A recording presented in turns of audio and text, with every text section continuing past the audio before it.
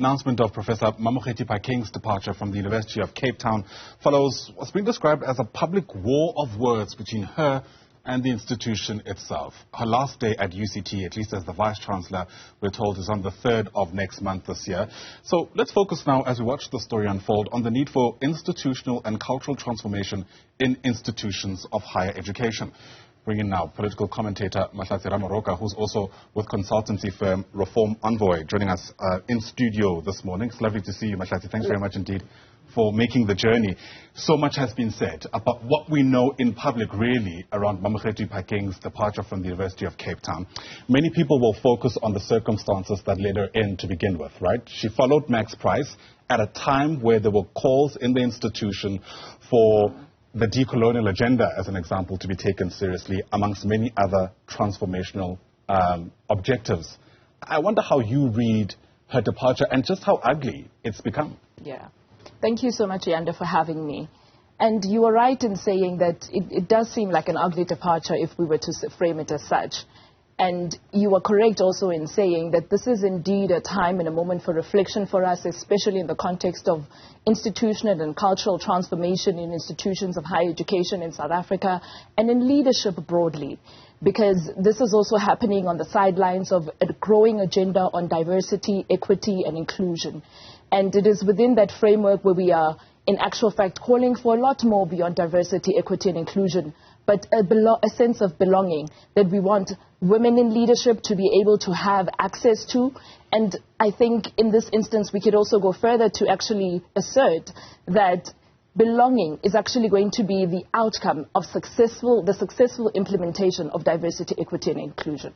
It's difficult not to speak about Mamokgethi's tenure, but also her personhood, right? Because her supporters, for instance, speak about there being some kind of anti-transformational agenda. In other words, she's been driven out. But if reports are anything to go by, apparently there's been questions around her style of leadership, which in some instances has put her in hot water with the institution itself. If her social media activity is anything to go by, she's poured cold water over all of that. Would it be fair to remove identity politics from what's taking place, or is that just an inevitable way of how we should read the developments in the past few days? I would actually argue that it is actually a fair argument to say we're removing identity politics because at the core, we need to focus on the issue of institutionalization and what does it mean for women as leaders to be supported in institutions. So is there mechanisms of the institution supporting the leaders, firstly? But second to that, should we speak to an issue of governance?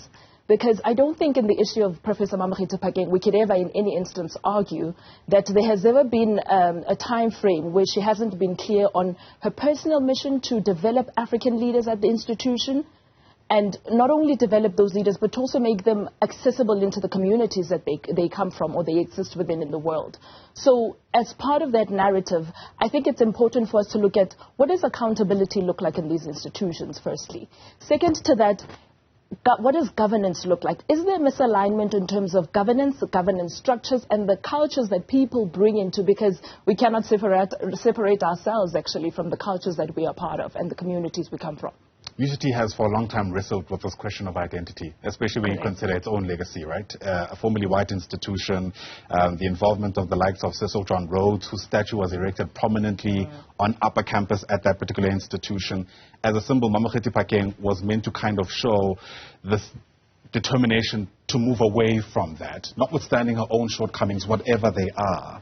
And I suppose with that in mind, there'll be real questions about how committed UCT is to that transformational agenda as an institution, given, again, the way in which she's leaving that particular university. The question, actually, Ayanda, you're right in saying it's going to be recurring and reiterated in various contexts of conversation and society. And in other discourse, I think we should also be asking the question, in addition to how she's leaving, but also to delve into what does this look like for the future generation of young women who are aspiring into positions of leadership in the education space and leadership in general? Because we are lacking a certain conversation around retention. How do we retain leaders in transformational spaces who are pursuing transformational agendas, and how are we supporting them to actually achieve these transformational agendas? Because beyond appointments, we need to have real and hard conversations about do they have substantive decision-making power, or do they have substantive decision-making space to contribute to these policies, whether in reforming them, into transforming the institution and whatever legacies exist of what they found them to be? Yeah. There's been, again, staff members at UCT who are both for and against Mamokgethi Phakeng and her tenure over the past few years. What I've found interesting is that I think it's called the Black Academic Caucus at UCT, who's also been vocal about ways through which the institution has treated black academics mostly, and ways through which leaders at the institution have responded to their plight. And I wonder whether you reckon we've done enough to be able to reconcile the two, right? How much really could a Mamokgethi Phakeng, for instance, do at an institution like UCT, which is so entrenched in its history? To be honest with you, Ayanda, I wouldn't necessarily frame it much in the context of black in the front line, but I would actually frame it as more an issue of institutional transformation. So when we speak of the institution itself, let us look at, should it be a black, a brown person who comes in, they should be able to have structurally certain mechanisms that the institution has developed, has nurtured, and has actually refined for these people to be able to not only exist in those spaces, but to thrive and to belong there. And to really be able to find their voices in the way that they lead, in the way they are influencing the institution's policies, whether being reforming the policies or amending them. But at the heart of it all, we are framing this more so as a need to review the institutional structures, to review the institutional mechanisms, to review the policy mechanisms that exist, to review what leverage, if any, might I add, can actually be garnered from that to make sure that the institution itself, irrespective of whether a man or woman comes, the institution itself is very supportive fundamentally, but also is allowing the room for policy reformation and institutional transformation. You reckon Mamokgethi Phakeng didn't have the support she needed from the institution? I actually want to suggest in this conversation that there seems to be a lack of support broadly in terms of institutions of higher learning and leadership in South Africa in retaining women to the positions. So we are actually, if I could suggest, good at identifying women who have made substantive contributions in terms of their knowledge offerings and who, with excellent credentials, are contributing to these spaces. But what isn't available actually is the follow-through in terms of once they've assumed those positions, how are we supporting them, if I could put it simply. I can almost hear her critics asking the question, at which point do we start evaluating her performance based on exactly that, her performance, because there's been questions, for instance, as I mentioned earlier on, around ways through which she's gone about running that institution, even from people who have left UCT, who in many ways apparently have spoken out about the reasons behind their leaving being directly linked to her leadership style. I think it would be unfair, actually, of me to speak authoritatively on the issue of style and whether the people who had left during her tenure, there had been a consequent a series and procedurally speaking of accountability in terms of her leadership, appointments.